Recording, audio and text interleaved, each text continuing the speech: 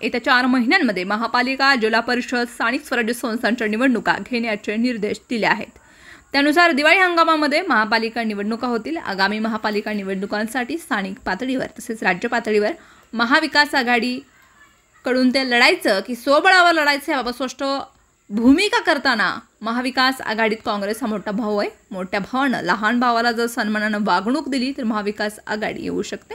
मात्र मोठ्या भावानं मान सन्मान न देता कुरघोडी केली तर आम्ही देखील कुरघोडी करण्यास सज्ज असल्याची स्पष्ट भूमिका आमदार रोहित पवार यांनी आज सोलापुरात स्पष्ट केली आहे। ते पुढे म्हणाले, छगन भुजबळ यांना यापूर्वीच मंत्रिपदात घेणं अपेक्षित होतं, मात्र भाजपमधील नेत्यांनी केलेल्या विरोधामुळे त्यांच्यावरती नामुष्कीची वेळ आली होती।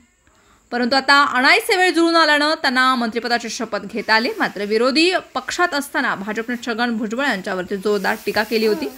मात्र महायुती सरकारमध्ये आल्यानंतर भुजबळ यांच्यावरती भाजपने चक्कार शब्द काढला नाही। तसंच भुजबळ यांनीही ओबीसी आरक्षणावरून भाजप विरोधी वातावरण निर्माण केलं होतं, परंतु तेही ओबीसी आरक्षणावर कोणतंही वक्तव्य करत नाही। छगन भुजबळ हे ओबीसीचे मोठे नेते आहेत, तर आगामी निवडणुकांमुळे भुजबळांना मंत्रिपद मिळाले। ते भाजपचे नेते त्यांच्यावरती टीका करायचे, आता त्यांच्याजवळ जाऊन भुजबळ बसल्याचा टोला आहे त्यांनी यावेळी लगावलाय।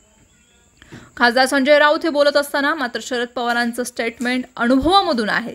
संजय राऊत यांचं स्टेटमेंट वातावरण बघून किंवा लोकांमध्ये काय चर्चा आहे हे बघून असतं, असं सांगून जूनच्या पहिल्या आठवड्यामध्ये राष्ट्रवादी शरद पवार पक्षात मोठे बदल होण्याचे संकेत त्यांनी दिलेत।